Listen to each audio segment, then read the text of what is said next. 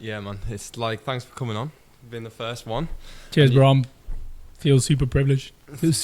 Man. Mate, it was like as soon as I knew I wanted to do this, it was like I knew you were the first person that I wanted to be on it. To be quite honest, like I genuinely, every time we have a conversation, it's sort of like a really wholesome, nice vibe, and it's sort of like it allows me to like genuinely open up to what I want to do, and then we'll just sort of bounce off each other. So I sort of knew that you were the first person I wanted to be on, to be honest. Yeah, no, I feel very privileged about that, man. Seriously, JP, man, this is really cool, and how you've set yourself up and like actually started doing stuff. You know, it's proper because I guess coming from like shy bands and that, you got so many people around you that are like doing stuff, and I know the pressures of like that stuff because you're young, man. You're young.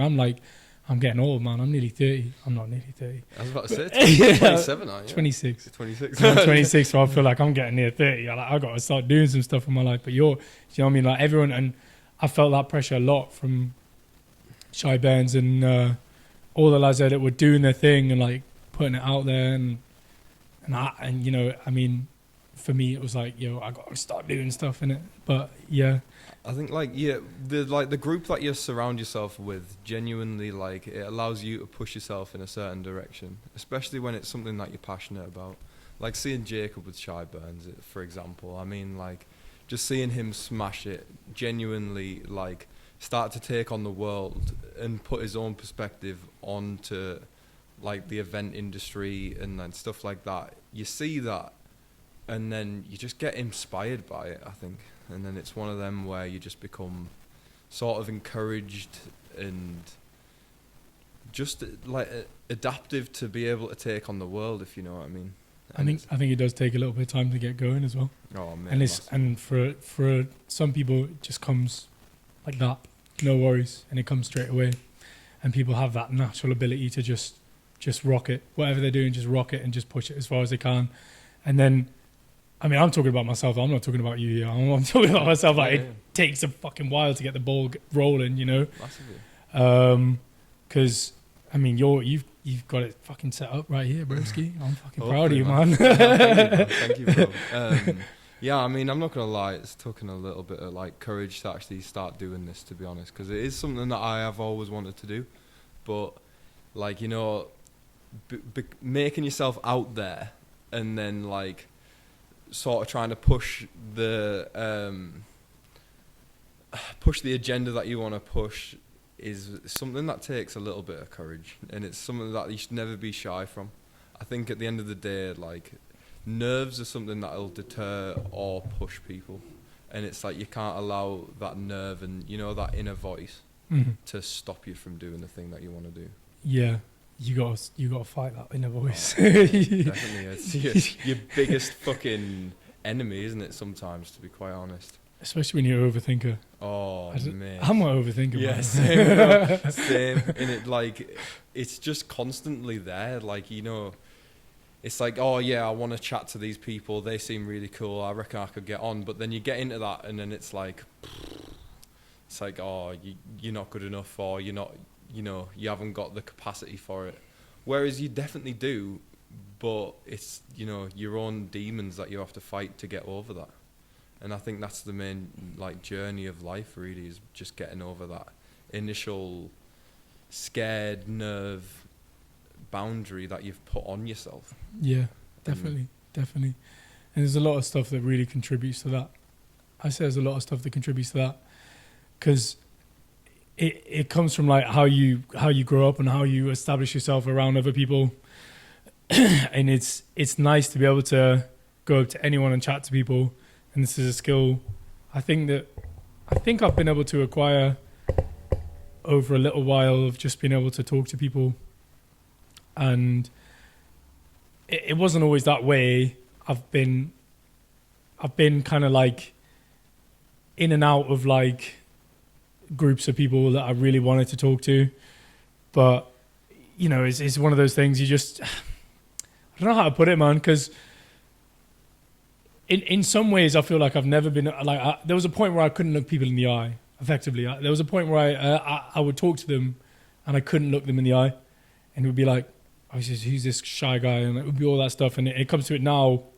And I think it became drugs and alcohol really that gave me the confidence right at the start, where I could actually speak to people and I'd ask anyone. Like I came up from a pretty interesting like background, and in terms of like street stuff, I used to just ask anyone for a cigarette. I'd be like, yo, have you got a cigarette? It'd be like some guy smoking a Lucky Strike or something. I'd be like, have you got a cigarette, bro? Can I borrow a cigarette?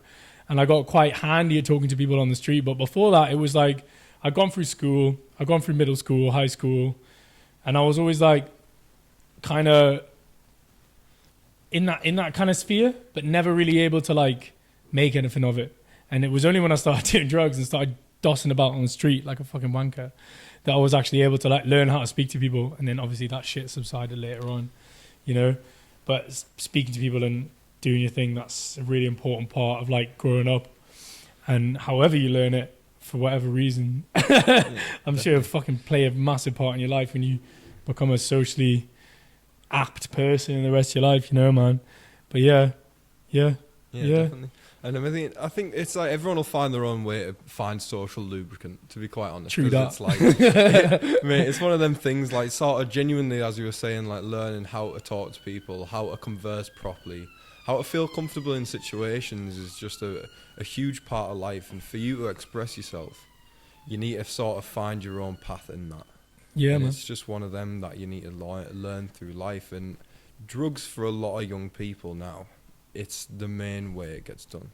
I think so. Honest. Yeah, definitely. Like, yeah, for me as well. It's like, you know, we all have that like shy, introverted side to us, and we really do. And it's like, and it's that battle with your inner demons that allow you to become extroverted and to talk to the people that you want to talk to.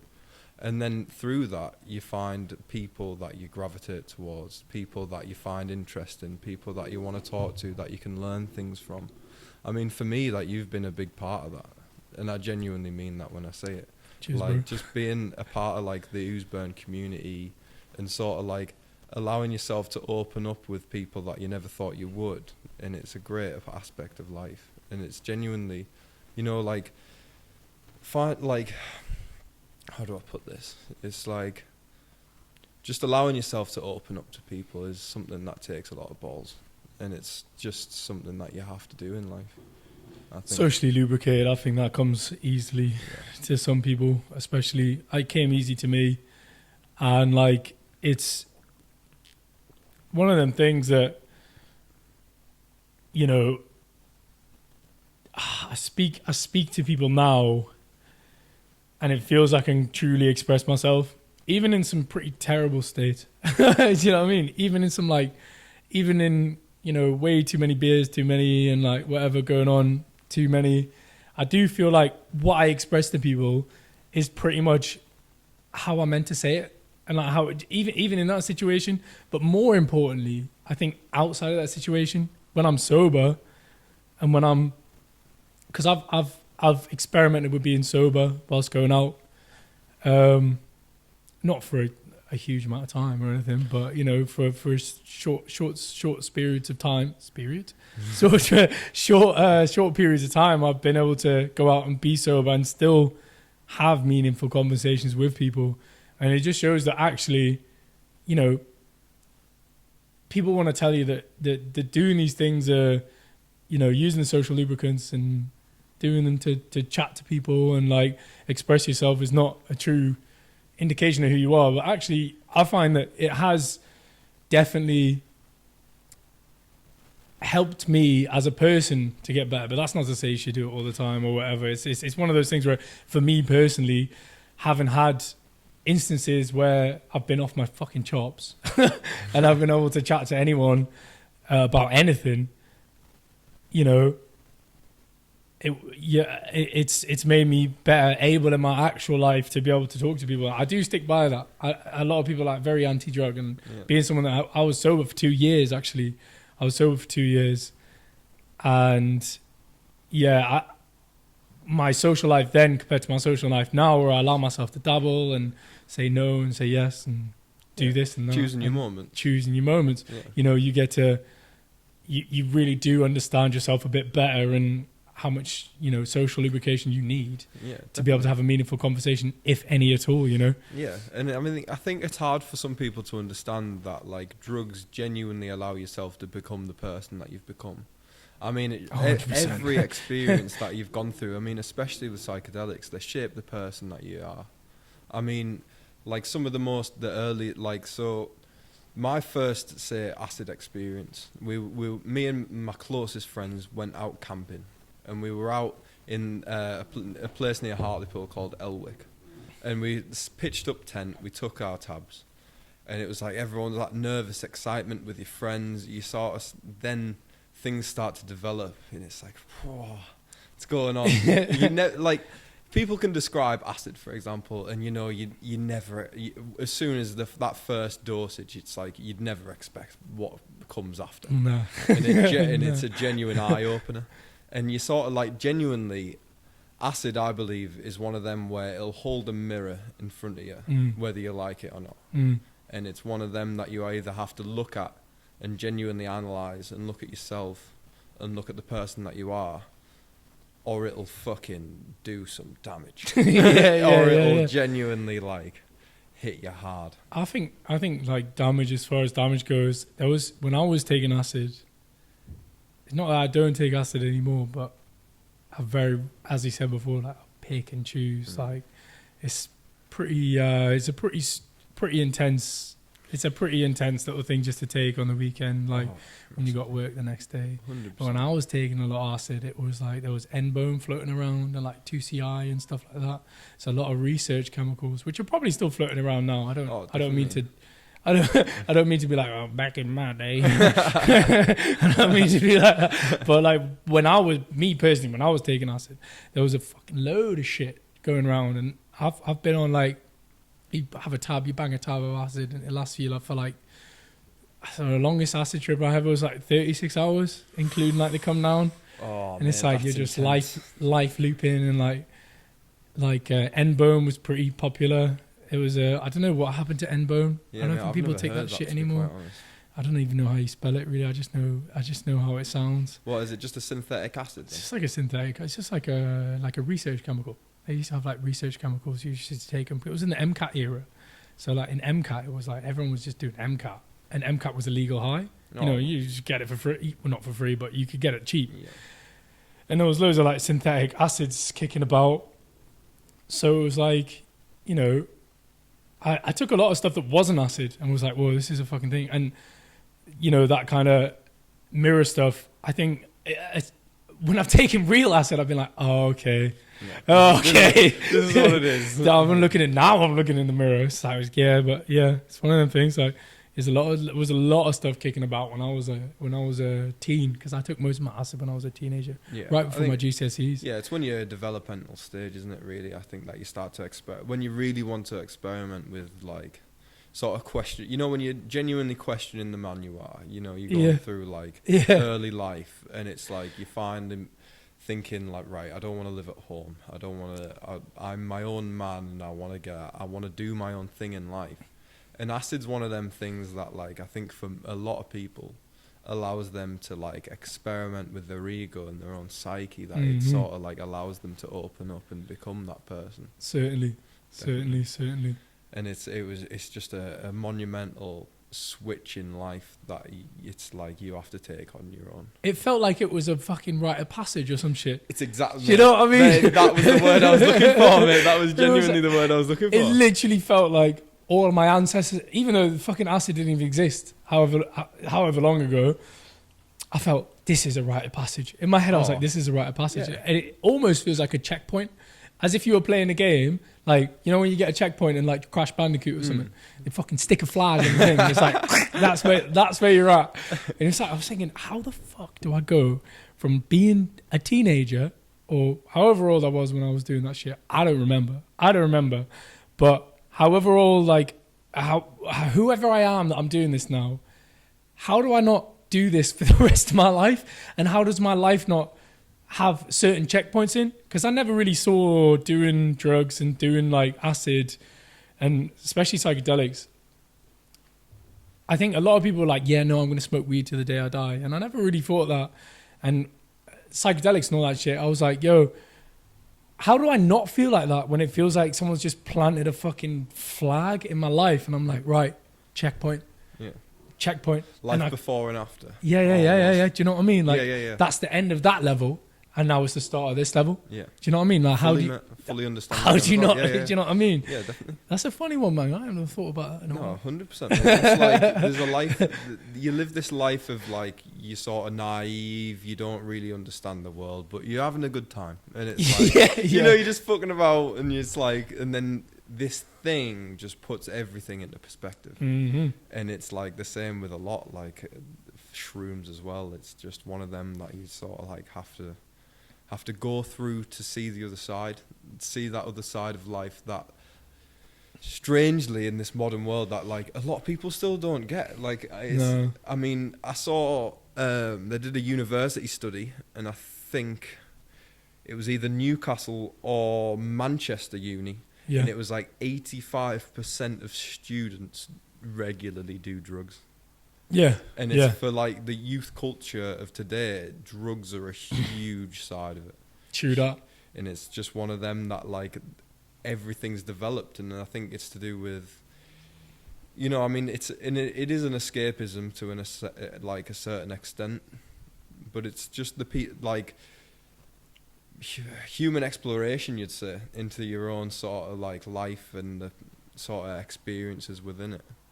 And it's just one of them that everyone has to go through these days. I think very much so. I do think very much so, because there's a lot of stuff that you get taught from whoever in your family, like your family or like teachers or stuff like that, and nothing ever really prepares you to be like, yo, fucking shit. There could be more. And like people have.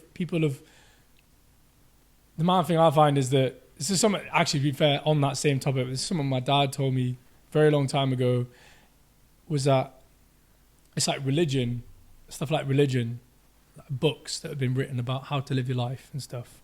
They're all just like a way to deal with the idea that you're a human, and that effectively one day you're going to just not be here anymore. And whilst you're alive, you need to do this, this, and this, and this. And people think this way to deal with the moralities of being human. So to deal with the idea that you're a human, people write books. And it's like nowadays, I think, or at least since the 60s, people take drugs and then they might also write a book. Or they might also fucking do a podcast, you know, for example, or make some music. You know what I mean? It's like one of those things. You have everyone, no matter if you're like, you know, a drug taker, you're a raver, you're a flipping office worker, you're a flipping whoever it is, you're a pastor, whoever it is, like everyone struggles with the idea of being mortal. Everyone not understands, but everyone struggles with the idea of being mortal. Yeah. Like you are. It's the fear of what comes after, I suppose. For me personally, I think psychedelics, and if you look at like, not to get all Joe Rogan or whatever, if you look at like stoned ape theory, it's like stuff like that. It's like, you know, it's even stoned ape theory in itself is like an idea of dealing with being mortal. Like, how did we develop? Like, why am I the way I am? It's because one day I was a monkey. So much consciousness. Yeah, exactly. Yeah. And now I ate a mushroom and now I understand everything. It's like, it's not like that. It's just, I think humans use psychedelics in a way to deal with, you know, the fact of being mortal. And actually, if there was a God, I think they would put mushrooms on the planet, or you know, cactus, or fucking like acid fucking caves or some shit like that. You know, to make us all you know, to make us less worried of that fact. And I do think that this is like what life is. Yeah, of almost. course. Just to accept that like the world around us is just, it is what it is, and you're a beautiful part of it if you accept it. Yeah. Of course, yeah, definitely. It's a beautiful thing. I mean, not to stay on the topic of drugs for too long, because I'm not trying to. I appreciate drugs, and especially like what we've been talking about. I appreciate drugs as a definite formative part of my, you know, my young adulthood. I've definitely done and understood drugs as a young part of my adulthood. It's not something that I necessarily want to keep doing at the same rate I was doing when I was 20. And I feel like as you get older, you do a lot less and you can appreciate life for what it is. Yeah. And the lingering effects of those drugs also. Yeah. People talk about like schizophrenia or whatever. You talk about like lingering effects or like acid flashbacks or some shit like that. But it's not wrong to talk about it because I can still... The states of consciousness I've had. Quick little interlude. Straight back. No, but yeah, you're completely right. Like, these things, I mean, you can just sort of like do them as much as you like, but eventually, you know, you need to look at the brighter side of life. Like, you need to find the beauty in sobriety. And I'm not saying be sober forever. In fact, the more I'm sober, the more I've done. So I've done like a couple stints of being sober in my life, where it's been like 7, 8, 9 weeks. I did a really long one when I was young, and the more I go on, I think sobriety's good, depending on your goals. Like if you want to fucking be some kind of, so I used to be a powerlifter. I used to do bodybuilding and like powerlifting. I was in the gym for a very long time. mate, that was the first time I ever met you. You Yeah, came man. into my house and I remember you walking through the door and you were just huge and I was like, oh shit, we're going to get mugged here. And I was like, oh, genuinely, because I didn't know you and you came I through the door. came in to sell these shrooms as well. Yeah, literally. You just watching Lord of the Rings doing loads of K. I swear. Mate, we were smoking joints and then like you came in and I was like, oh shit, I'm fucked now. And then you came in and you were like the nicest guy ever and I was just like, oh bloody hell. This guy's a bit of a dude.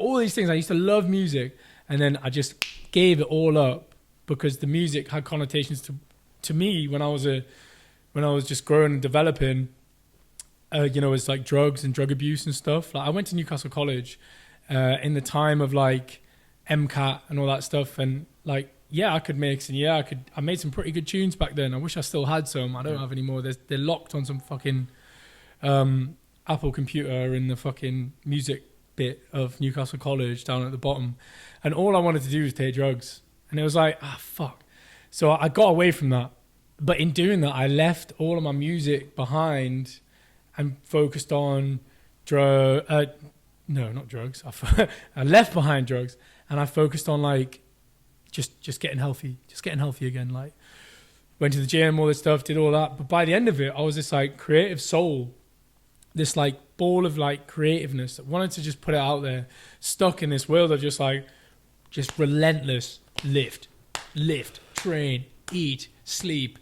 And I was completely socially gone because I couldn't speak to anyone. And when I met you guys, it was like, oh, nice. Like there's this whole world here out there that there's people nice enough to let me in, and there's nice enough that I can party with and like have fun with, that, you know, even if they do think I'm a big meathead coming through the door, they're going to be like, yeah, no, it's sweet, because I was always sweet. Yeah, definitely. Even when I was like that, even when I was big, I never got like, I was never like a roid ragey kind of like, you know, Andrew Tate kind of guy. I was like a flipping... Yeah, down to earth. That's how I always felt. Man, you were, man. Genuinely. It means a lot to me that you're saying that, actually, because, you know, meeting you was a great part of my life. I mean, like, you came into Dinsdale and you were just sort of always just nice. You create a vibe as soon as you came into the room, and you genuinely taught me a lot of things. Like you like humility. Was it humility? Being humble, almost, yeah, man. and just I'd sort say of so. like respecting everyone around you, and then having that aspect of life where you're just nice. And it's genuinely something that's overlooked nowadays, I think. Like, a lot of people are just out for themselves. It's like that Andrew Tate sort of, as you mentioned. Like, yeah, man. I think that he brings a lot of he brings like a lot of valid, like, you know, you should. There is toxic masculinity, but Yeah, of you course. know, you should be proud that you're a man. If you're a man, Why if not? you think Yeah, you are yeah, a yeah. man. Why not? But you know, it's just having that humility that you don't need to throw your weight around. I mean, you're 17 kegs, but you acted like you were 9. You know what I mean? Yeah. And it's just one of them things that you need to be around in your life, and you need to genuinely treat everyone as an equal. And I think, and you really did. I Cheers, think bro. it was a real beautiful moment. The mad thing is about that is that I thought that you guys treated me as an equal. Like, genuinely, I was so in my own head about stuff.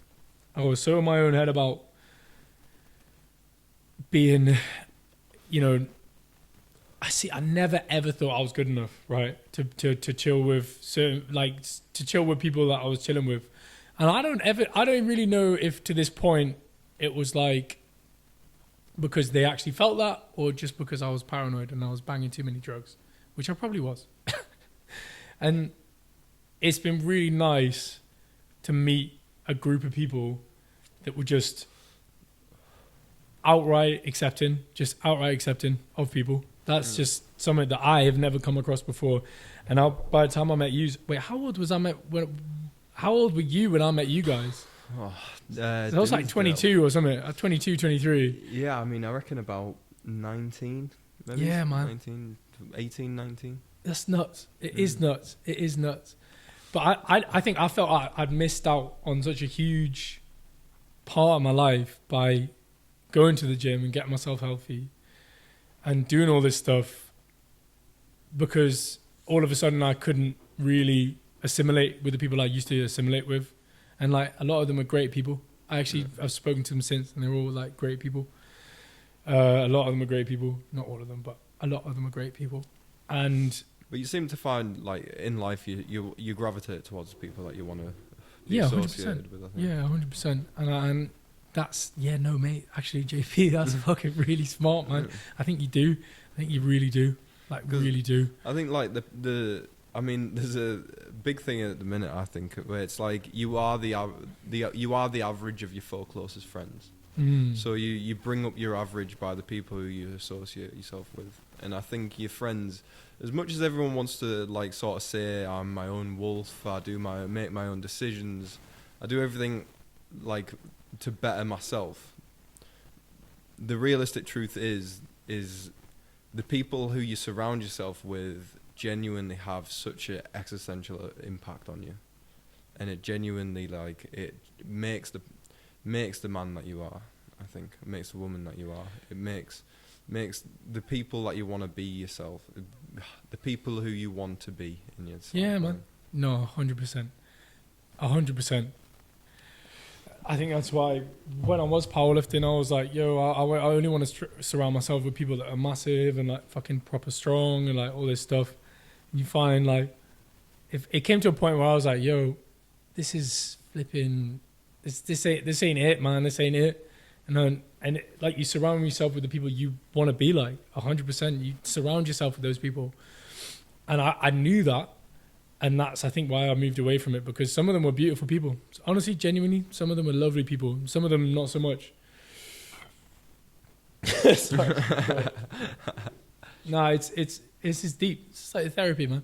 This is like therapy for me in a way. Yeah, no, definitely. I think like that's what I was saying before. Like a good conversation with someone you have these momentary epiphany moments where like a good conversation with someone like-minded can genuinely like affect you for a little while. Like we were talking before, like we were outside Cobalt and we were just chatting after a night out, and you brought up the fact that you're either a consumer or a creator.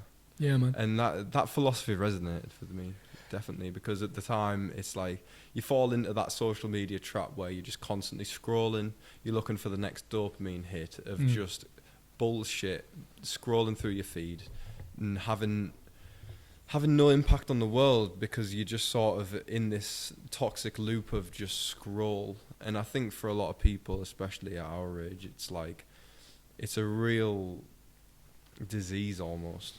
It's like having that, making your own impact on the world. You need to be a creator, and I think for you, like I've been following your music diaries, and I think it's great, man. Cheers, I genuinely think it's great. I thank you very much. I honestly think that the current recent, like what I've been doing on my Instagram has been, I think to be honest, I think we're kindred spirits in that regard, because I think when I said that to you, I don't even think I was doing anything. I don't think I might have, but when I say these things, when I say something, I really want it to be true for myself and for other people around me, because I try to only speak positivity. I don't really try and speak negativity. I wanted it to be, I'm really fucking happy that you're doing your thing, man, 100%. And I'm really fucking proud of what you're doing, man, because this is cool as hell. I've never sat in front of a mic before. I think this is great. And for me personally, it was like, I'm going to channel all this. So I had all this guilt. As I mentioned before, I was a musical kid. I did all this stuff. I fucked it up because of drugs when I was young. And I think to a certain degree, I think I'm trying to channel it into my life now and make sure that I'm kind of fulfilling what I wanted to do when I knew I was that age. The potential of you, I think. You're finally fulfilling everything that you've talked about for a long time, and I've known you for a little while now, and I know that you are a very creative mind. Cheers, and bro. Genuinely, it's just impressive. It's a genuine impressive that you're like finally trying to do the things that you've wanted to do for a while, and it's great, man. Cheers, man. Yeah, I'm trying to do 30 days of tunes, innit? You're on 21 now. I'm on 21. Today is 21. I haven't yet finished my 21st. Nice. So I'm like 21 of 30. I'm just putting out a loop every day. I've got a bit of hardware, got a Digitax, and I got a Roland SH4D, and I'm trying to put something out every day. And you know what? Quite a lot of them turned out pretty nice. Yeah, I'm pretty happy with quite a lot of them. Some of them are absolute bangers, genuinely. And I think also it's helped me to really establish myself better in the music scene in Newcastle a little bit more, or at least in the party scene, the club scene, because I've always been about for the past 2 years. Massively. I've been dotting about, and I think I know a lot of people in the scene. Like I know all the shy bands, I know you, I know everyone in that. Like I know what's going on. I love it. I fucking love it. I do love Newcastle more. It's a beautiful place. And it's great at the minute because it's like Newcastle is becoming literally at the minute in the circle that we've created. It's becoming a bit of a cultural, social. It's going through a little bit of a boom, I'd say. I'd say so. Oh, mate, massively. Definitely. And it's like finally, like Newcastle is sort of slowly starting to get rid of that Geordie Shore reputation. Yeah. And it's finally finding its own feet. Cobalt is a huge part of that. The cultural epicenter, yeah, man. you'd call it. And it's like, finally, like, individuals surrounded in this scene are like developing themselves, developing their skills, developing them, just the society that we've created around us. And it's a great thing, and it can only be positive for the city. I think we're in a boom. Oh. I think we're in a boom. Plus the Saudis takeover. Oh, yeah. Mate, hugely. We could Finally, a bit of money in the northeast. A bit of money in the northeast. Yeah, man. mate, it's never been heard of. Them And- two words are never in the same sentence. This never ever happens. No. This never ever happens. It is like quite a novel moment. I think it is really a novel moment. Did I want to cash it in on that? Maybe. I'd love to cash in on that. Yeah, exactly. And You know I what don't I mean? think there's anything wrong with that. I mean, you'll find that there's always going to be a fucking negative voice piping up around you. Yeah. And there's always going to be someone that says, "Oh, it's cringe, it's fucking bullshit." Or what. But at the end of the day, if you're cashing in, as you say, you're cashing in your check, then fucking go for it, man. I've been through it, man. I've been through it. Fuck it. Let me get some of my Newcastle credit. You know what I'm saying? 100%. Yeah. Well, just, man, it's definitely worthy of it. Yeah, And cheers, it's bro. just getting a part of it, and it's like allowing yourself to like flourish, I think, is the main part. And it's quite hard. It's like a challenge, and no one will ever understand everything that you have to put yourself through just to make 30 tunes in 30 days. Like, I mean, that's a big thing. It's every day, man. Yeah, It's every day. it's It's a every grind, day. man. You've got to push yourself with the grind, and I think creatively, it's not necessarily even the best thing to do. But I just thought, because like I'm always very conscious about my age. I'm always conscious about the fact. I mean, 26 might not seem that old, but to me, it's like I've been doing this since I was like 18. Like, I've been making music since I was even maybe before that. I've been musical my whole life. I'm 26 now, and I'm like, I feel like I've been doing this my whole life, and I want something to come of it. So I thought, fuck it. Like, I've been a grafter my whole life. I've been in work, kitchens, hospitality. I used to be a doorman. I've run through, you know that. I was about to say, it's still a doorman, though, right? No, not at the minute. Oh, Not at the fair minute. I still got my license. I got my license till next year, bro. Nice. But like, I've done every job under the sun. Every job under the sun. And like, this whole time I've been doing music and like trying to do something from it. And like, this seems like the perfect moment to do it because everyone's doing their thing. And it seems like that would be a perfect thing to happen. It would be lovely to let it happen. But yeah, 30 days has been pretty tough, but you should check it out. Everyone Definitely, should check man. it out. Check it out. Everyone should check it out. 100%. Currently, my name on Instagram is Torin150, and it's with a 0. So everyone should check that out. 100%. I'm sure JP will work that in the Yeah, I'll description. I'll 100% get in the description. 'Cause Cheers, it's man. impressive shit, bro. And you Cheers, should man. always be proud of the content that you create. Well, and content flipping create or consume, man.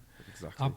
I would hope everybody else does the same thing, man, because doom scrolling, hitting up like just day after day of just TikToks and reels and all that stuff, man, it's not good for your brain. It's man. addictive, man. And it's genuinely, I was reading this thing that it's like, the companies that it is, like TikTok, Facebook, Instagram, they've designed it to be so addictive for your brain that it becomes just like a novelty that you feel like you need to fulfill that to be able to be justified, I think. Yeah, man. And it's just one of them that you need to just look past, realize that it's not good for your brain, and if you want to, use it to your advantage, Yeah, man. because it's there to be taken. It's there to be taken advantage of, and it's not like it's a tool of. To a degree, it is a control a tool of control to a degree, because No, a lot of, Fully, I think it's Yeah, like it's definitely you can control how people think by what they input into their brain through social media, and you can get very, very, very bogged down in what you're watching. When I was a bodybuilder, when I was a powerlifter, I got so upset with like how other people look compared to myself. And it is a really, really, really effective tool for keeping people down, man. It really is. So I don't know if this is like a prerequisite at all. I don't know if you need to do this, but it makes a lot of difference when you create on there and you find your own little path in it, because it's going to be here to stay. and it's going to be here to stay. And you can't get away from that fact. You really can't. The fact that Instagram is what it is, and Reels and TikTok and all that stuff, it's there to keep you on it. It's here to stay. And the next iteration of it is probably going to be like fucking microchips or some shit. Yeah, it's going to be glasses or some fucking nuts shit like that. You know what I mean? Meta have got the glasses. Fucking Elon's asking for people to get genuinely chipped in the brain, and it's like, what's next now, man? I mean, like, there's human evolution, but this is going mad, this. And it's like, do you accept it as evolution, or is it just fucking people trying to just take advantage almost? Currently there's no Matrix red pill. You can't get a red pill yet. You can't get the Matrix red pill. So you can't voluntarily get out of that system. If you have Instagram on your phone, you're complicit in that system. You know? And there's a lot of people on Instagram that are kind of doing their own thing and just want you to see what they're doing. Yeah. And there's nothing wrong with that. But complicitly, there's like, you know, a lot of other bad shit.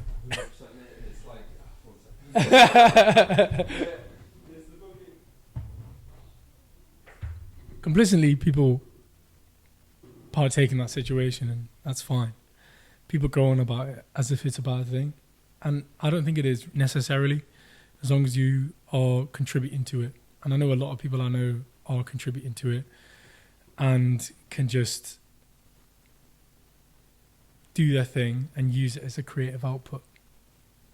JP's not here anymore. I'm going to wait for him to come back.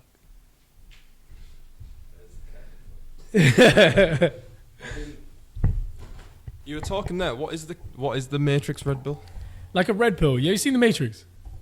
Oh, the red and blue pill. The red and blue. You take the red pill, and then you realize what's going on in the Matrix.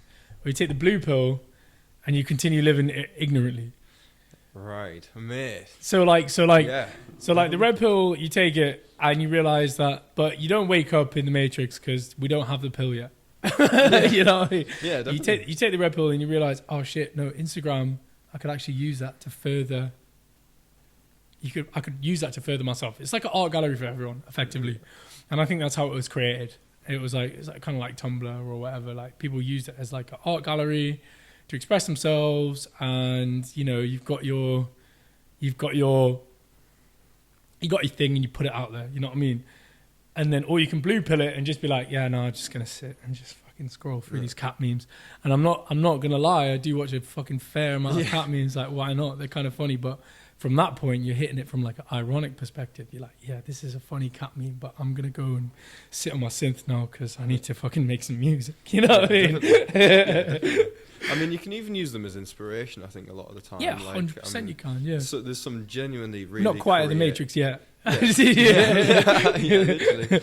Literally. And it's like, there's so much like creative content out there that it's hard not to like look past it. Do you know what I mean? There's like man. Some real creative people are using it as like a tool to express themselves, express their art form, express everything about it. And it's hard to look past it, I think. But it's beautiful. It's beautifully violent, isn't it? I suppose on the brain. It's like, it's one of them that like you'll just. I don't think the human brain is not evolved enough to deal with all this shit. It's not evolved enough. We haven't evolved. Instagram came around when I was in high school. I remember getting like the first iterations of Instagram when I was in high school. I remember having it on my phone and it being like the first thing. And it was like, fuck Facebook, fuck all this noise. I'm on Instagram now. Yeah. I'm cool. I'm cool. I got the hipster app. And it was like, all right, cool. So this was invented. And then, you know, now it's just like the bit that everyone's got it. You know what I mean? It's like everybody has it. Yeah. Where was I at the start of that? I can't remember. But you were talking about your synthesizer though. Yeah, man. I mean, how did that even get started, to be quite honest? I've used DAWs, I've used DAWs, so I've used like Ableton, FL, and the Apple one. I can't remember what it's called. No, I can't remember. It's like I've used them all. GarageBand. I used to use GarageBand a lot actually, but it's not GarageBand I'm thinking about. I had all of these DAWs, and I've used them for a certain amount of time, and I can never make head nor tails at Ableton. Yeah. Mate, it's too much. It's sensory overload. It's like I've tried it a few times because I think like making tunes is an art form that like is never. I'd never feel like should be underappreciated, no matter what sort of tunes you're making, whether it's TikTok tunes, UK top 40, True that. dance music. It should never be understated because it's an art form, and music's music. True But, that. you know, when you're trying to get involved in that and you're going on to Ableton and there's just fucking 60 drum beats with 150 highs and it's like, oh man, where the fuck do I even get started here? I'd say for me, hardware was the best way to get into it. So I bought my first synth last year, and it was a Roland SH4D. So it was that kind of, Good bit of was kit. it last year? No, it's not, it's earlier this year actually. It feels like a fucking lifetime. But I've had my synth for a little while, and it's really helped me get to the grips of synthesis. So anyone interested in getting into making your own music, I think you need to understand the basics. Just like anything, just like flipping chefing, just like you got to be able to chop an onion. Yeah. You'll be able to chop an onion and put it in a flipping stew or whatever. You got to understand the waveforms and how they work. You got to understand just the basics. And when you get hardware, you need to. It's like you've got a piece. You've got a musician's tool, like a toolbox, and you use it to craft a sound out of different waveforms and understand how those waveforms work together. And it's a fucking endless list of things you can learn. Like it is, and it's just completely filled a void in my brain for like progression, because I can constantly learn. Even the simplest stuff, I'm constantly learning. So I got SH4D, and I use that as like a kind of a sound machine for my Digitact, which is like a sampler drum machine, and playing the two together creates quite a nice little vibe. And with a sampler, you can sample other people's music also, so you can take inspiration from other people quite easily. I only had that recently, so I'm still getting to grips with that, but there's so much stuff you can do. Yeah. Getting into music, it is a lot, and the tempting thing to do is to go DAW and get yourself a digital audio workspace or whatever, get yourself Ableton or Fruity Loops or whatever, and I know a lot of people that have done extremely well on that. Yeah. But for me, the screen and the mouse pad and all of that stuff, it just never really converted into like it's hard to navigate. Yeah, it's workflow. Massively, hugely hard to like coordinate, and unless you're spending the majority of your hours on it and genuinely dedicating your life to it, it's hard to like comprehend, even as a basic. I think the fundamentals of any music production is the basics, and the basics present themselves quite easily and quite simply on a synth. And that is how most of music before computers came about. Jungle music, a lot early house and electro, techno were all made on hardware. Yeah. So you look at Jeff Mills, man. Oh, you look at Jeff Mills. The legend, mate. Did you see him at Worldies? I've never seen him at Worldies. Oh. That was on my birthday last year and I never went. I was too hungover, I swear, you know. Mate, literally, right. That is one of my biggest like memories of sort of live music, when he had his 808 Roland, and it was like, and he kept bringing in the bells, and it's like, oh, right. Oh, mate, sick. Live, mate. He brought it in twice. And it was like both times it just created this energy that I genuinely think can only be created off a live dance track. Like a live dance set, sorry. Live dance sets, man, I think in the future. Oh, yeah. Look at like Fred Again and stuff. Not to bring up like mad like popular artists and shit. Mate, but look at Fred Again and that. Oh, that set, that Boiler Room set, that was unbelievable. I mean, I'm not too keen on his fucking Skrillex. Yeah, man. What's his face? It's like all of them guys that came up through hardware. All the guys that come up through hardware, it's like flipping, you know, look at even like James Blake and stuff. You look at James Blake's early stuff, it's beautiful, mate. His early stuff is beautiful, and he's playing through hardware, and he's playing through a load of cool shit. And it's like, Yeah, it's easy for people that catch a lot of traction to get sucked into the whole system of like whatever, and it's fine. Like, cool, yeah, get your bag. If it was me, that would be me, of course, because I'm trying to make some money. I'd love to make some money doing what I love. Do you know what I mean? I'd love the goal, to. Isn't it? Really, that is the goal. Of course it is. Of course it is, and you can't deny it. And even Skrillex to a certain degree. And I held a grudge against Skrillex for the longest time for ruining fucking dubstep. Yeah, I mean, the early Scream dubstep's just unbelievable. Unbelievable, like, man. Mate, I only learned the other day off fucking Will. Well, not the other day, about a year ago. That was all like Scream made all of his first shit. Was it on a PS3? Yeah, man. That's.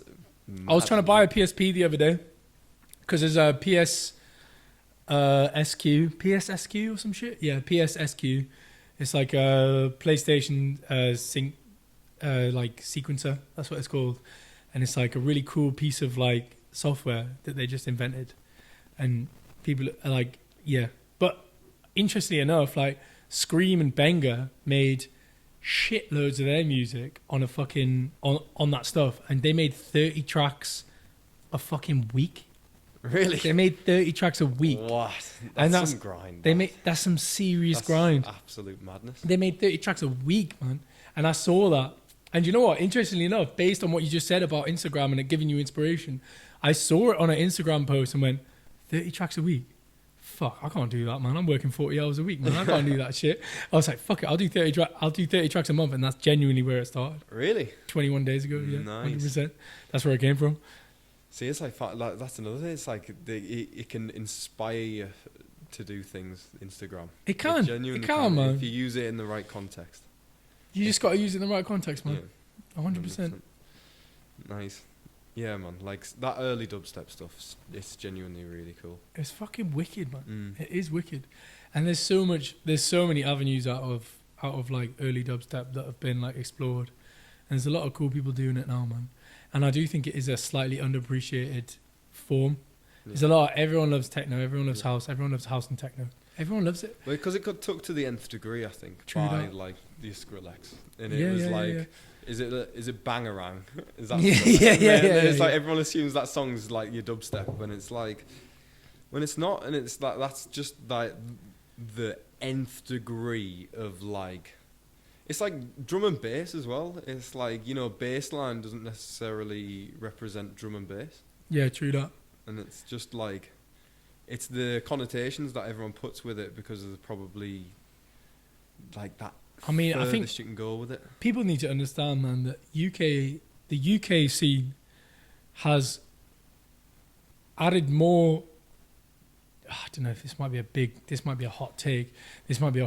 But but the UK scene has added pretty much, I think, probably more to the overall dance music scene than any other place. Obviously you've got Germany and Detroit putting out and Chicago and a whole lot of different places out in the US putting out like techno and certain types of house and stuff like that.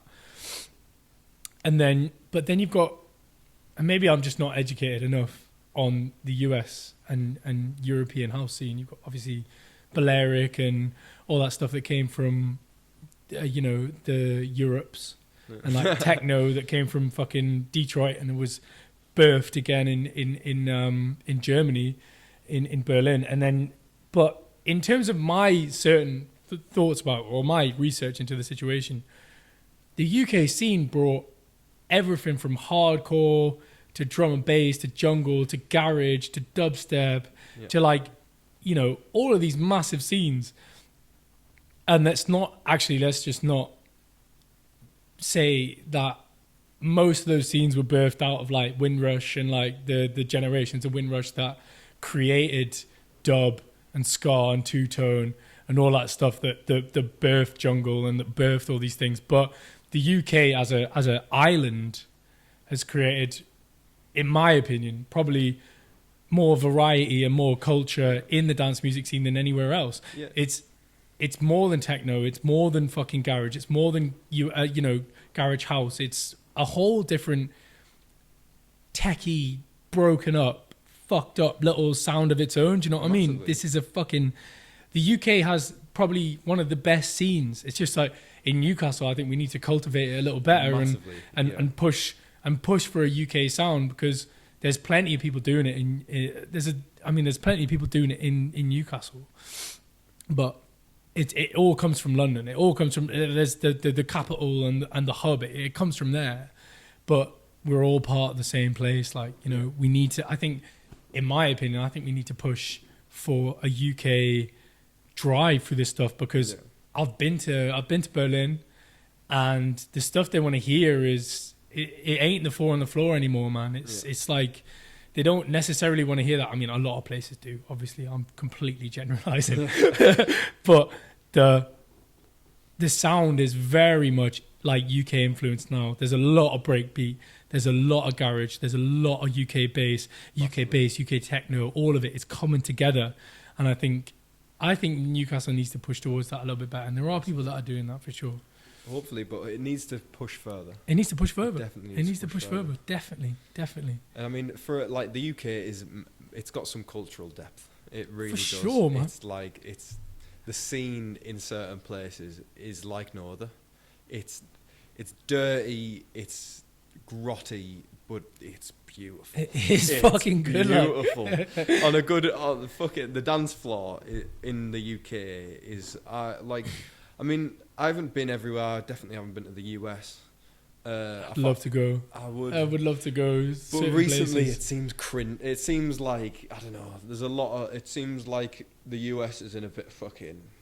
It seems like a bit of a West place. Oh mate, the US is nuts right now, man. It's nuts. It's crazy. But so is here. I mean, let's be honest. Yeah, you can't really go anywhere in the world now that isn't nuts. It was that's the word. Yeah, mate, it's a crazy little time period we live in, actually, to be quite honest on that note. I think so. It's genuinely a really crazy. It's like no one knows where they stand, no one knows anything, really. It's like there's so much like media blur that's put on everything. Everyone's got an agenda, everyone's got a side that they're sort of on just through social media or the news or some shit. Yeah, literally. Yeah, man. And it's a crazy little time, and I genuinely feel like music's the only way to cross that boundary, really. And music's the fucking cure, man. It actually, and I say that as from at least hippie point of view as I can. Like, at least for me, like, yeah, man, music's the cure, man. I genuinely believe it. Fully. I think there's I just think it brings everyone together. I think it unites anyone. I don't think that anyone could hear certain things and not come together. Yeah. I really just don't. I just don't think it's possible. Yeah. And the people that don't enjoy it or don't love it, they're the people that you know have certain biases towards stuff, and these are people you need to like extradite from your life, man. 100%. Like people, you can understand when something sounds good, man. It sounds good, man. Do you know what I mean? Definitely. It fills you with euphoria. It fills you with only happy thoughts, and it's just a beautiful form of escapism or expression, however you want to word it. It's someone's expression that leads to your own escapism. Yeah. It's beautiful. Yeah. And you ever read V for Vendetta? So it's like V for Vendetta is like a graphic novel, right? And there's a point where this like vigilante kind of guy in a Guy Fawkes mask, he kidnaps one of the politicians, and he force feeds him acid, and he makes him walk around this camp, this concentration camp that he's got going on. It's a bit dark, but like he makes him walk around this like cardboard cutout version of a thingy. And I'm thinking, yo, when it comes to enlightenment of other people, I just think everyone should just listen to the same music. Everyone should just listen to this one tune that makes everyone feel good again. Yeah. It's just like, you don't have to force feed people acid and walk around fucking Dachau. Like, you need to just, what you need to do is just make everyone just appreciate the beauty of it. The beauty of everyone just living together. And like, some fucking politicians, man, don't get me started on politicians and stuff, man, but it's like some people that there's maybe some they fucking, should be force-fed acid and probably, yeah. No, the horrible. Let's let them do the same things, and all of us just have a fucking party, bro. Because that shit, honestly, maybe I've had one too many beers, but I'm talking like, let's just have a party, man, and and we let those people deal with the fucking decisions that they've made. Yeah. You know what I mean? Yeah, definitely. It's like, fuck's sake. Man. Yeah, I don't know. but literally, it's like if only the politicians could live in like the destruction that their choices have made. To be quite honest, because it's they're never affected by the choices that they make or the policies that they push. It's always we've gone from music to like deep political shit, man. I think it all somehow is connected, though. It's yeah, like I think in so. this world, everything has like its little effect on everything else, and everything is affected by the world that's created around it. I suppose it's like even that, like the techno side of it. I think, Yeah, like man. you know, the free party scene that was developed through Thatcher's Britain. yeah. Like, it's like people needing to be free, and I genuinely think we're not too far off that now. Like I feel fucking like hope so, man. Yeah, mate, same. Because through hard times, the resilience Breeds of fucking people, wicked ravers. yeah, yeah, literally, and it births a beautiful thing. Hopefully, if the youth are strong enough to decide that, right, these people in charge maybe aren't necessarily everything they're cracked up to be. True that. And it's maybe Hell yeah, if JP. if we push Hell yeah, our own brother. policies, then you know things can actually start to happen, and the ideology of love and music and social just coming togetherness, you'd say. Yeah. And it's something that so many people overlook and they can't. Man, that's deep, man. Yeah, man. It's fucking cool, isn't it? Yeah. No, man, it's something that I want to fucking believe in, man. I don't It's wanna, worth believing in, though. Yeah, Worth 100%. believing in. 100%. And I think that's sometimes where like I like overly seem too excited when you're talking about making tunes. yeah. But like it's just it's something that we all need to be a part of. I think. I think we should. I think the scene itself is very important. I do think it is important. I really do. Massively. I don't think that. I just think that like-minded people coming together is just more powerful. It's just powerful. Yeah. It's not more. It's just Force powerful. to be reckoned with. Isn't It's it, a force to be reckoned with. You've Power got to the people. power to the fucking Yeah, people, power to man. the fucking Power people. to the fucking people, Yeah. man. Because even if it is just uniting under the dance floor, you're fucking all At least there. you're united. You're fucking least you're united. You know what I united. mean? I don't know anyone illusioned enough with the political system to actually give a fuck enough to do their thing. But when it comes to like music and the dance music scene, people get together and do something. Yeah. People do. Yeah. And I think that's super important. And I think that's part of it. I do think that's part of it because the drug culture and all that stuff was born out of the 60s. Even doing drugs to this day is influenced now by the 60s and Fully. and by hippie movements and by, you know, people free love and all that stuff, and it had its own problems, whatever it did. But we're still here now, and under that same umbrella of like love and fucking, you know, you never meet someone in the rave that's a fucking dickhead. Yeah. And if you do, some bouncer's probably going to kick him out, Yeah. especially at Cobalt. Yeah, You know what I'm definitely. saying? Torin will be on. Right, now's your time, bro. Then you know we're under the same umbrella and we all fucking care about the same things. It's like, I don't know. It is a special scene to me, man. It is a special scene to me. It means a lot, and it's something that needs to be upheld. And it's in a scary position at the minute. I mean, Yeah. you know, there's that with the cost of living crisis. There's so many clubs that are like going under, and it's something that the UK can't lose. Yeah. It's something that, as an influential part of our culture, brings people together, allows equality on the highest degree. The highest degree. And that's why a lot of I don't want to get onto that, but like that's why a lot of politicians want it out. I think So. there's agendas that, you know, a lot of people, and you know, some people will be going, oh, he's fucking just being an idiot. But like that's a lot of the reason why a lot of politicians, I think, have hidden agendas to get rid of it. And that is going pretty far, I'd say. It's fine. It's fine to go. Yeah. No, I don't disagree with you.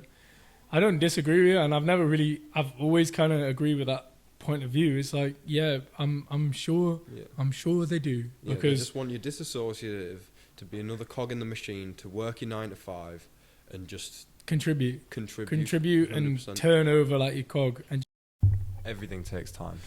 everything takes time, man. I think it's one of them that, like, you know, I want this thing to be like, I want it to totally express Newcastle, but in the same breath, like, there's so much to be shared about the city that it's quite a daunting task.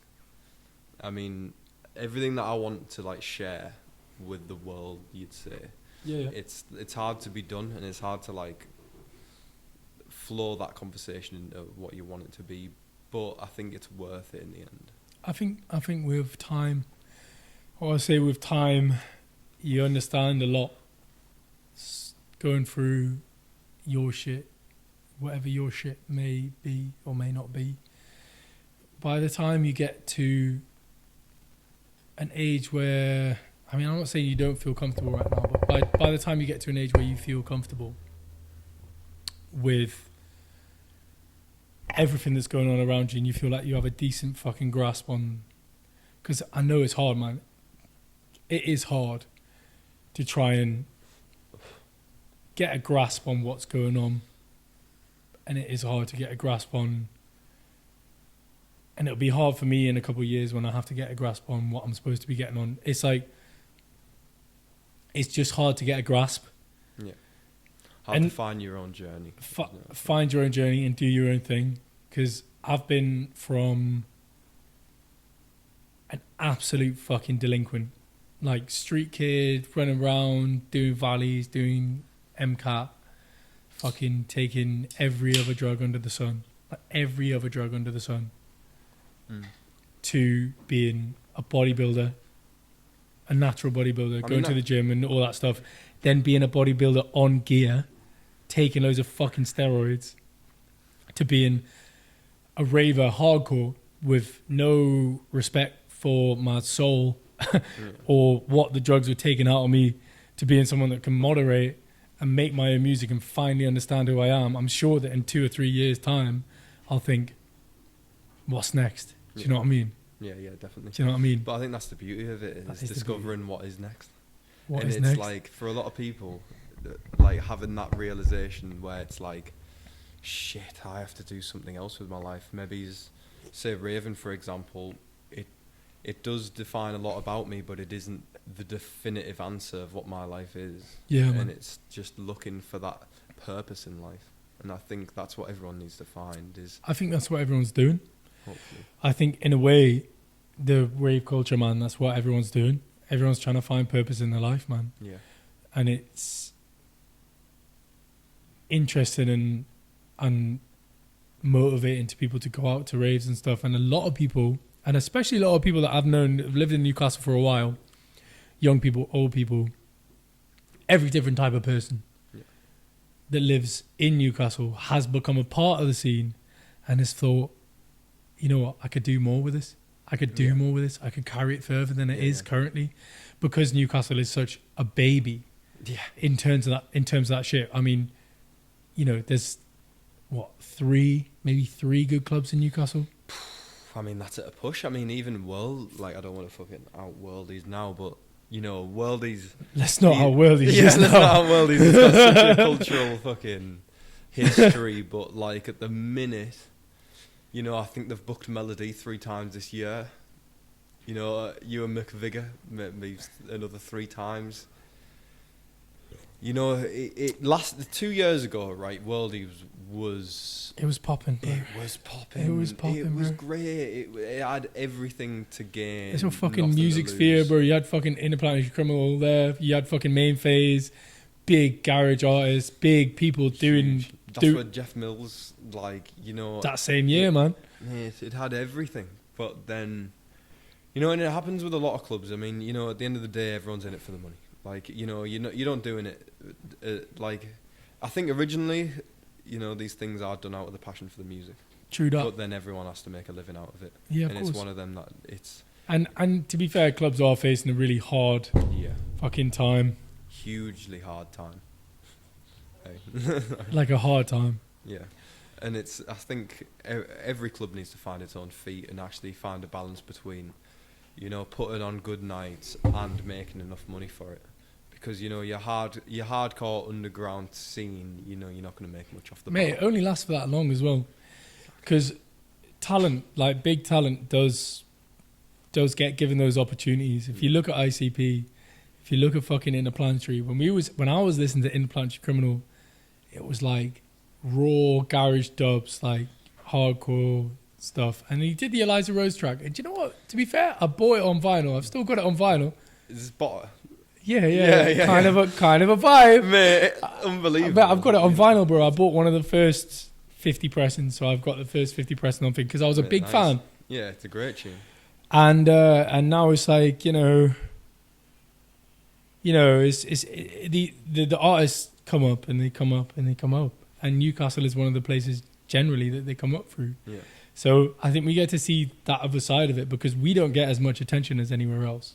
We really don't. We do get some big names, and there are some people putting out some very big names in Newcastle. 100%.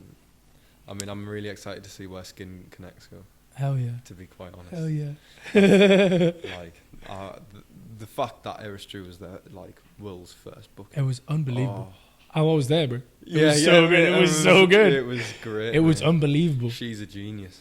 She's an absolute genius. Probably the GOAT in She's my a opinion. fucking, like a vinyl fucking legend. Masterclass. Unbelievable. It's like the power she has on the decks is unbelievable. Yeah. It's like nothing else, to be honest. And when you're in the middle of the crowd watching her, It was really, really fucking good. definitely.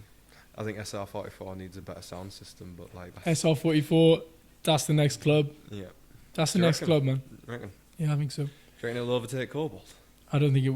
I don't know. I don't want to say nothing. Yeah.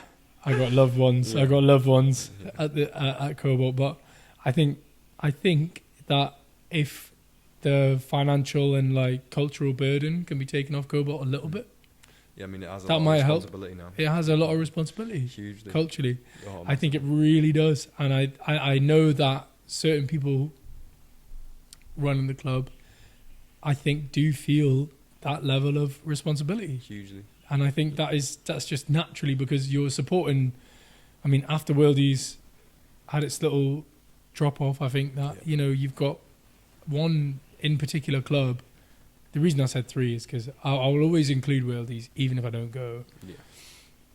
because my parents lived in Newcastle before me, and they went to Worldies when it wasn't Worldies at where it is. It was somewhere else, and it was like you're looking at generational club, but. There's three big clubs in Newcastle, and Cobalt is taking all of that. I think it's taking all of that culturally Yeah. because it is the hub. It is the hub, but it's like you need to make sure that. Also, I think that every city needs to use. I think every city needs to be capitalism, or like the drive for greed, the drive for money, and the drive for being able to sustain itself. Needs to be shared between clubs in the same city, because you can't just have one club play everything. Yeah.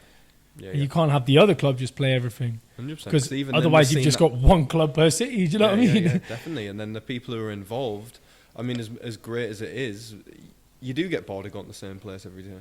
Like, there's got to be a bit of diversity in the club, and it's like every club has its own little thing to offer. Yeah, man. And that's the beautiful thing about it. And for Newcastle, I mean, it might be to do with maybe money, but it needs just more and more put into it, because I do genuinely believe that there is a Someone's frying stir fry. Yeah, I mean, what was I saying? Yeah, and it just has so much to offer, and I think there's definitely a clientele for it, if you know what I mean, in Newcastle. Yeah, man. It's We got probably the most friendly ravers of all time. Oh yeah, definitely. Well, you never. That's the different thing about the cities. I mean, you go down to London and Manchester, and you feel a little on edge. I don't know if that's because I'm used to like Newcastle, but it's like you're never on edge here. Do you know what? I've come to the point where I can come to anywhere in Newcastle. Pretty much any gig that plays in Newcastle. I'm not trying to be big-headed. This is literally my lived experience. If I go to Xerox, if I go to Ernest, if I go to Cobalt, if I go to World Headquarters, if I go to SR44, to a lesser degree maybe now. But if I go to any of these clubs in Newcastle, I can be like, oh, this is someone I know. This is what I'm going over. Yeah. The funny thing is when I went down to the cause in London, I was like, there's someone I know. They were a fucking Geordie, of course they were. I went, all right, how you doing? You know what I mean? It was like, how you doing, man? So it's like, it was like, some fucking my bit. So I was there. I was like, Torin knows everyone. I was like, no, I don't know everyone. I just know Geordies. You know what I mean? I just know people in the scene here that I'll speak to there. Do you know what I mean? It's like people move and people do their thing. That's the beautiful thing about Newcastle. Yeah. Everyone knows each other. Yeah. I'm going to put on my Geordie accent now. I've not been talking in a Geordie accent all day, but I'll put it on now. No, but you should be proud of it, I think. I think so. I wish I did talk in a Geordie accent more often. I just don't. It comes to a certain point, my voice goes all fucking southern. Yeah. It's because my parents were born here. So I've lived here my whole life. I've been a proper chameleon. But Mate, I'm like, you've been about a bit though, haven't you? You've been about a bit. I mean, even just to get started, I mean, you know, when you were on about fucking living in a hippie commune for a bit. I mean, yeah, so I think I've mentioned this already, but I used to be a proper delinquent street child, and God bless my family, bless my family for putting me through what they could put me through. So when I was a kid, I went to this hippie commune up in Durham called Abundant Earth, and it was it's like a wolfing community. So if you don't know about, what does that mean? So a wolfing community is a community where you would go and you contribute to their overall management of their community. So that means you go there, you help pick berries, you help build houses, you help build paths, you contribute to the overall maintenance of their community. It's called wolfing. And this is not an experience that many people get. No, man, you're the only person I've ever met that's been a part of something like that. So I bless my family and I bless my family's friends for being able to put me through something so amazing when I was in such a terrible place. I stayed in a little cabin in the woods that they'd built. Not for me, but they'd built. I had a little wood burning stove in it and a little bed. And I stayed there overnight, and there was a communal tent where you could go and you could eat, like, I remember I was eating hemp seed and like oats and like oat milk every day. I was eating that before work. And the work was you'd go out and you'd help with, at the current time they were trying to build a house, and it was like an eco house. So it was out of pure timber that they just chopped down themselves. And I was currently digging the foundations. So I was digging the foundations for that house. And everything in these communes runs on solar energy or wind energy. And they grow all their own food, their own self. And they basically, even their van, even the Jeep that they had ran on like vegetable oil and stuff like that. Like, I'm talking serious hippie that shit. sounds off it. It was it was an amazing experience. It really was an amazing experience because people, it was like if you look at like Jamaican like Ital lifestyle where they only eat stuff that's been grown out of the ground and you know all that stuff, and they do their own things. They're spiritual, very spiritual and people as it goes. And it was just so amazing to be a part of that community, even if it was for the 2 weeks that I was. And there's people I still know there. I'm still stay in touch with those people. It's nuts. People say I'm a hippie, and I was like, I fucking know hippies, man. You know hippie, man. I can see, I know fucking proper. Yeah, and I did grow up for a little bit, and I'm very privileged to have grown up in that area, in that kind of space. But yeah, no, Abundant Earth, and they do all natural, everything, blacksmithing. Beautiful. It's really good. Sounds genuinely beautiful. It's really good, man. I'd love to take you guys down there sometimes, but I wish I just stayed better intact, better in touch with those people. I didn't leave on the best of notes. As I said, I was a drug addict, man. I didn't have a very good leaving from that culture. That's a shame. Because I know it really is. It really is. But I've met people since, like the young'uns that grew up in that thing that I'm still friends with. Yeah. Same age. Actually, Jacob knows him. It's like people kind of Jacob's age, your age. They kind of grew up in that community from the families that birthed that community. But it was really it was really amazing, and I think it has definitely formed me Yeah. better than pretty much better than any therapy could. Yeah, So, hugely. even though my Being parents, self-sustaining, self-reliant, you're accustomed to yourself. You'd say. I'm Maybe. saying I'm accustomed to myself, and I'm accustomed. I think I'm kind of woken to the real world. Because if you ask me, that's how we should all be living. Yeah. But we'd never do it because we all live in these fucking big brick things that are attached to the main frame. Hugely. You know what I mean? Hugely. This, in my opinion, is probably the way we should all be living. And if we wanted to avert any crisis, global crises, that's how we should be living. Yeah, definitely. With the earth, Yeah, 100%. I mean, I was watching this one TED talk, and it had this, one of the monks. I couldn't know the full term for it, but it had this monk on, and he was just saying, like, do you think the Spartans had depression? Yeah. Like, do you think, like, people in, like, old times genuinely, like, had, like, these mental health crises? And it's like, no, because their fundamental was looking after their body, and, they were self-reliant, they had to rely on the earth around them. So then it developed a respect. So it was that relationship between nature and themselves. It was like, I'll look after nature, it'll look after me. But now it's got to the point where I'll take advantage of nature because some other guy who I don't even know is doing it for me. Yeah. And I can just buy it here. Yeah. So I don't know where it comes from. It just gets handed to me. Yeah. And it's like, I don't now have a respect for the earth and for the planet because it's just handed to me. And I haven't had to work. I haven't had to, like, genuinely put in hours to eat the meal that's put in front of me. Yeah, man. And I think we've lost touch with our natural side. I think we've lost touch with nature entirely. Hugely. I think in terms of just being human, a huge part. There's no point in my life since I went there, since I went and lived on a hippie commune, that I felt the same level of peace. Until I would go to, like, maybe an Airbnb with my girlfriend, and I would stand in the middle of Scotland and I could just stand and listen to the fucking silence. The silence is so important. Yeah. As a music producer, silence is so important. Yeah, huge. And I think it's just anyone who wants to have peace of mind, listening to silence and just listening to the sound, no hum, no cars going past, just the sound of just nothing, and just wind blowing through trees, water coming down on lakes, flipping, just the silence that you get from being out in the wilderness and being out in nature. Yeah. There's some pretty Horns you.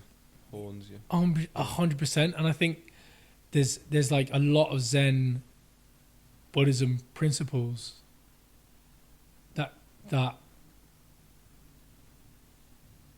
emphasizes being in nature, and there's a lot of principles that I think probably across all religions there is a point of appreciating nature. Even going back to what I said before about religion being a way to deal with mortality. Yeah. There's probably there's a lot in, even if you look at, like, the very first Bible verses, and where, God created X, Y, Z. Do you know what I mean? That thing there is a way to deal with, it is in itself an appreciation of nature. Yeah. And nature is the fucking lifeblood of the fucking world, man. Yeah. Without nature, you've got nothing.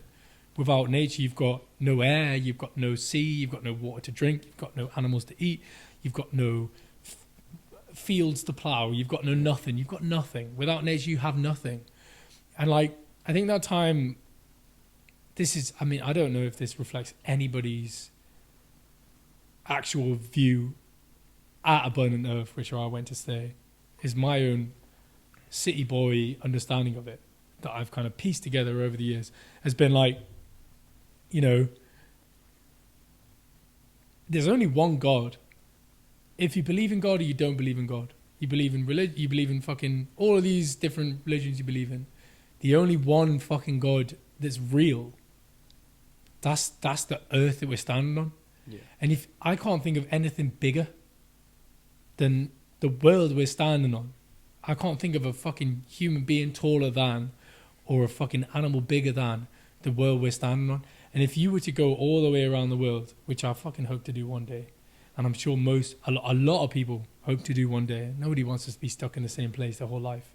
But if you were to go all the way around the world and see just how fucking vast the planet we're standing on is, and just how much life it provides everybody that lives on it, I don't think anybody would question that there is only one God, and the God is the one we're standing on and currently disrespecting with our foolishness every single fucking day.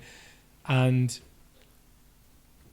I'd say it, but am I really doing anything about it? I don't know. It makes me think. It just makes me think. I think, though, the fact that you're thinking about it is a step in the right direction, though.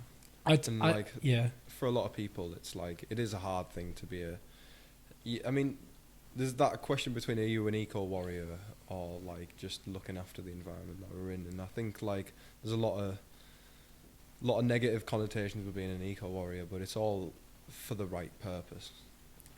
I mean, without the world, we got nothing else. Yeah. Without this, we got nothing else. We got Mars. Whatever, we got Mars. We got fucking Elon Musk and Mars. But I don't want Elon Musk and Mars to be we're living on Mother Gaia. You think about this is Gaia. We're living on Gaia. And Gaia has allowed this much shit to happen. And it's so clear. It's so clear we've got plants on the table that just live inside. We've got mushrooms that grow out the ground. Yeah. We've got fucking trees that have been around for thousands, like hundreds and hundreds of years, not thousands, but hundreds of years. I'm sure there's a couple of 1,000-year-old trees, but well, some of them in California, I can't remember what that. Yeah, was. some of those like the Japanese trees. There's ones there. I swear they've been around for a very long time. We've got all this life that exists, and we're just fucking, I think, and honestly, in my opinion, I do think that's where raving comes down to. And I think that's why it comes back down to it. But we're all living in these like hamster wheels of like, our own thing, trying to add something to this overall society. And it's like, I've lived in the places where I think that, at least even if just for 2 weeks, I've lived in places where I feel like, I'm contributing to it. Yeah. I have a very serious view on it. And my serious view is I'm not doing enough and nobody else is. Because that shit there is how we should all fucking be living if we wanted if we wanted to actually contribute to the planet. Fuck veganism, fuck all that shit, fuck all these social constructs we have. It comes down to life, man. Yeah. Can you live from the land? Can you survive in the hills? Yeah. Can you harvest your rainwater? Can you harness the sun's energy? Can you build your own house out of fucking trees and shit? I'd say less than 0.00001% of people could do that. Yeah, there's this very, very small amount of people that could actually do that, and the rest of us are fucking it up for them. I mean, they should do instead of like a Duke of Edinburgh. But instead they say, send you out into the wilderness and you have to like survive off your own back for 3 weeks, and if you die, you die. Well, yeah, no, mate. That's how the fucking Spartans did it, innit? Yeah, exactly. Yeah, I think people lived very much closer to nature back then, man.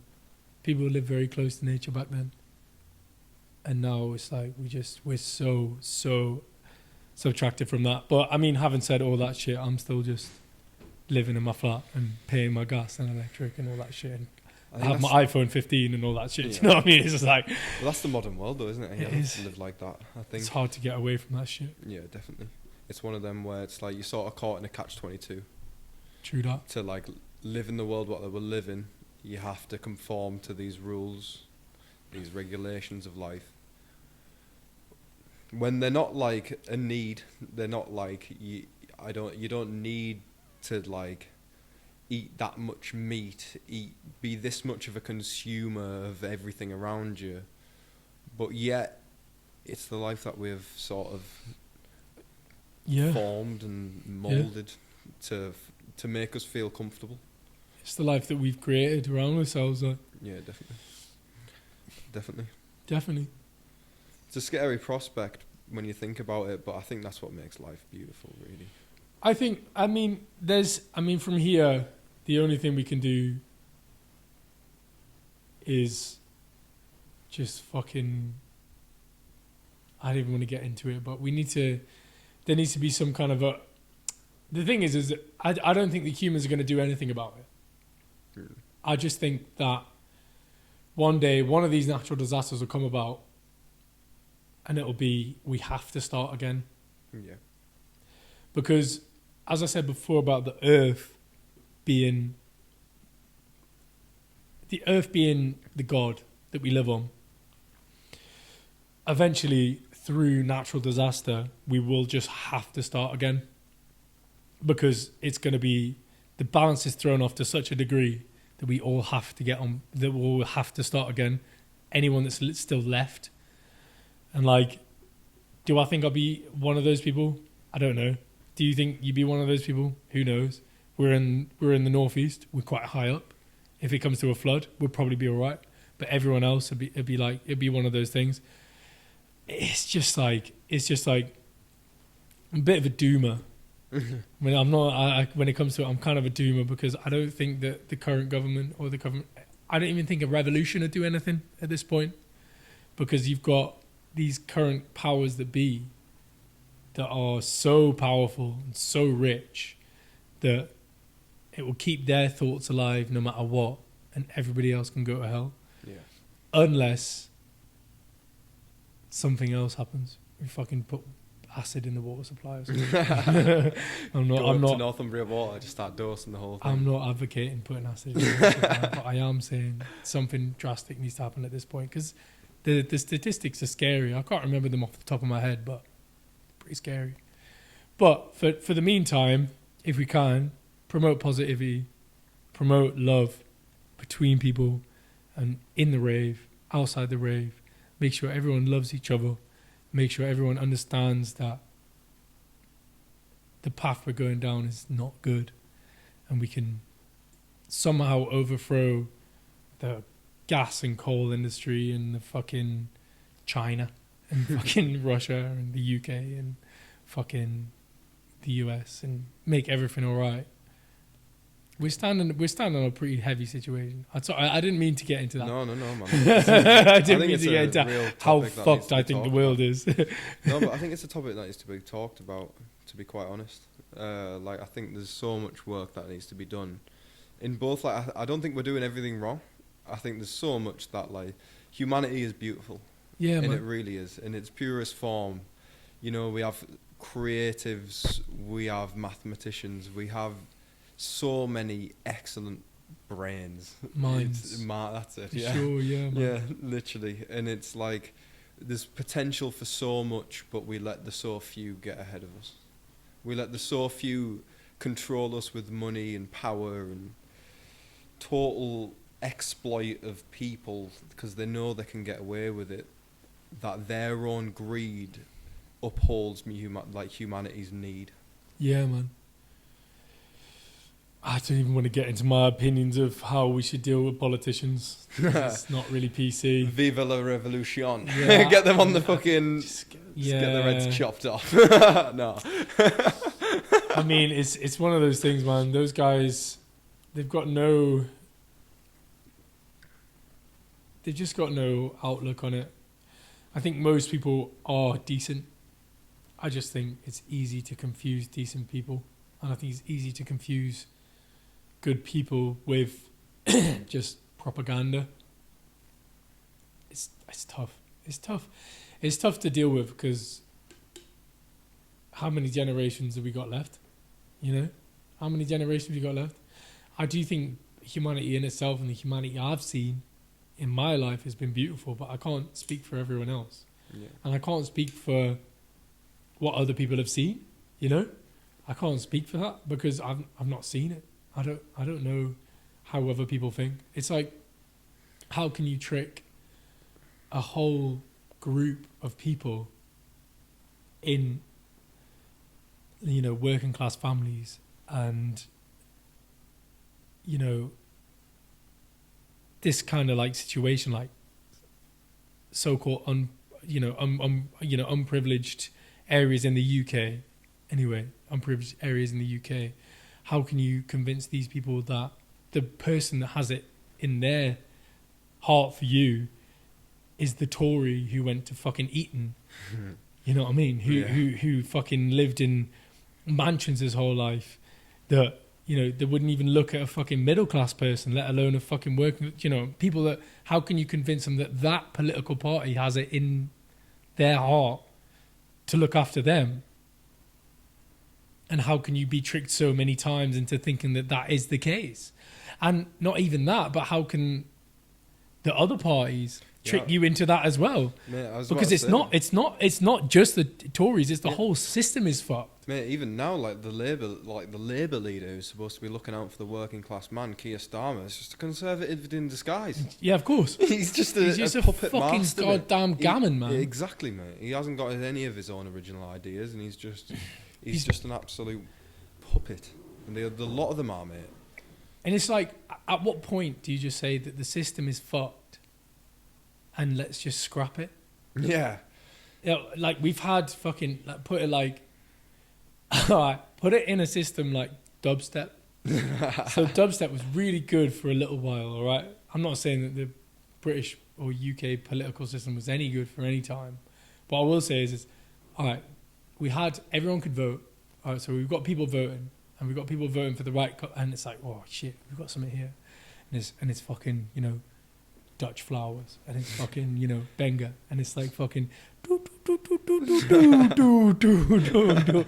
And then it turns into... and you go, oh, fuck. At what point do you just scrap it and say, fuck this bullshit? Yeah. And I think that the UK consumer of music is very willing to be like, yo...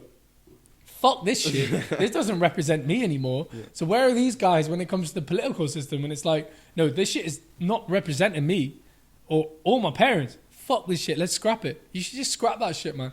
Yeah. I wish we'd just scrap that shit. Yeah. That was a terrible analogy. But I actually understood that reference a lot, to be quite honest. It's like, when you're like sort of digging for a bit of tunes, and it's like starts off great, it's got a great beat, and it's like, bro, mate, this could be cool. This could be really cool. Yeah, and then it just throws in a bass line where it's like, oh, shit. Oh, no, right, yeah. I mate, fully understand that.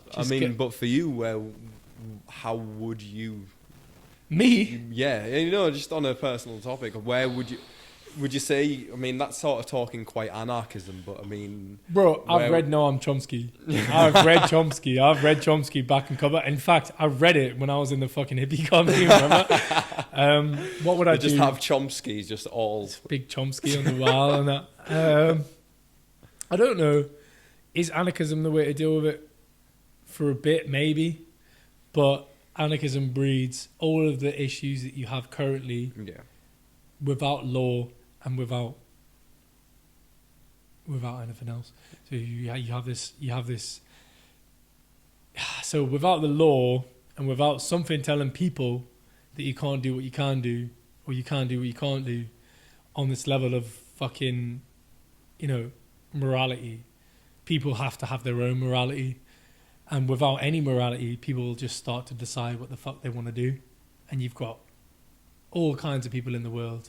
Not everyone is beautiful. Yeah. So you've got everyone doing, you know that for a fact. Like you look at politics and you look at police and you look at, you look at a whole bunch of people. You've got people that don't necessarily want to do good. They just want to do what they want to do for the benefit of a different system. And it's like, what would you do when anarchy does its thing? And I don't think anarchy would be very nice for anyone. And I don't think, to be honest, from what I've read, anarchy exists around creating a problem for the establishment, but not really what comes after, for the most part. Yeah, that's a great way to summarise, to be honest. I think it creates a problem for the establishment to the point where the establishment can't deal with it anymore. But then how does it reform itself with the current situation that we have? So like rampant fucking just rampant greed. How do those generations outlive that? in the time that we live in. I don't know. It's a very much unsolvable problem. Yeah. Problem. Problem. which I'd say, this is why I believe in God, as in not God by any religious standard. I believe in the world as God. I think one day we won't have to worry about it. Won't have to worry about any of these social things that we've created, religion or politics or anything, because one day it'll just be, Yeah. and the ones that are still surviving will be like, right, let's do something else. Do you know what I mean? I mean, hopefully it's like, you know, It's on a the most- bigger degree everyone's life, you know, when things happen in your life and they fall apart, you then have to build yourself back up and look at your past experiences as a learning experience, Yeah, instead man. of a reason to hate the world around you, I suppose. Because the world around you is just gonna, it's there. The world around you doesn't give a shit, bro. Yeah. It doesn't give a fuck, bro. Yeah. Look at global warming. So there's like 4 or 5 things that are the most likely things to end humanity. One of them's like nuclear war, for which we won't recover in, 200, 300 years. The other one's like global warming. The other one's like an asteroid, which is effectively the same as nuclear war. The other one is like a virus, like corona or Ebola or some shit that just spreads and we all get. And then the last one I can't remember. But there's like 4 or 5 things that are like the most likely things to end humanity. And all of them are basically a creation of the world. Do you know what I mean? Because without the world, you wouldn't have humans. Without the world, you wouldn't have global warming. Or the change in seasons and the effect of the atmosphere on people. I don't believe in God. I don't believe in like a sentient being. I just think that the world that we live on is so sentient already on a different level that we couldn't even think about. Yeah.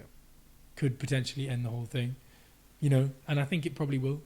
I mean, that's why I sort of like, I don't necessarily believe in everything that he's talked, but do you know of any Graham Hancock, I suppose? Who's that guy?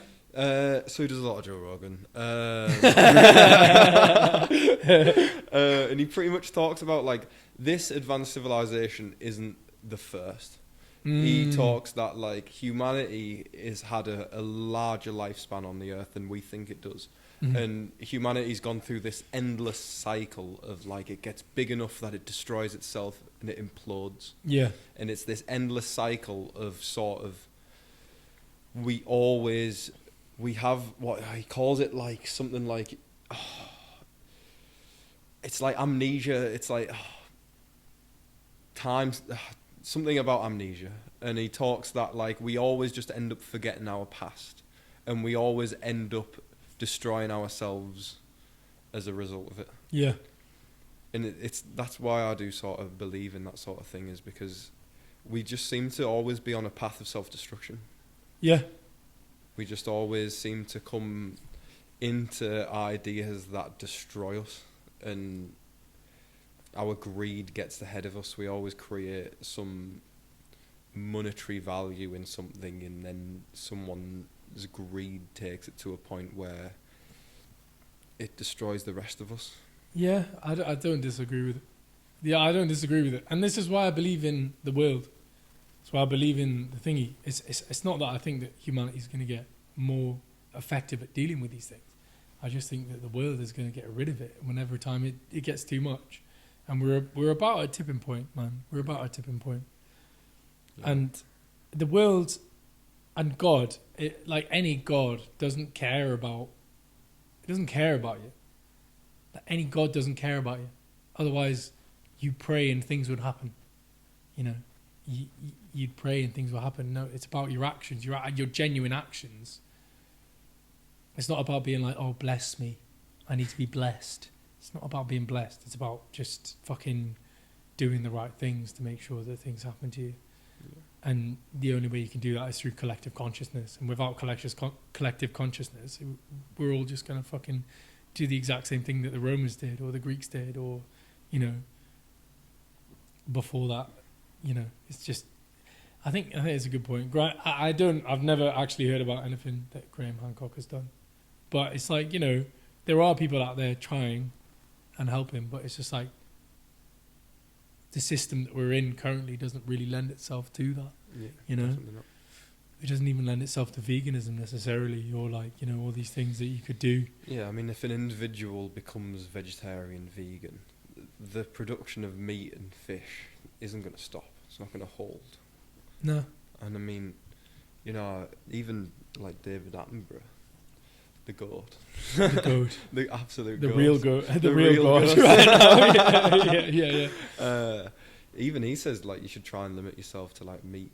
I think he said once a week. But, you know, I suppose if everyone did that, but we're not a society that exactly collectively does things together.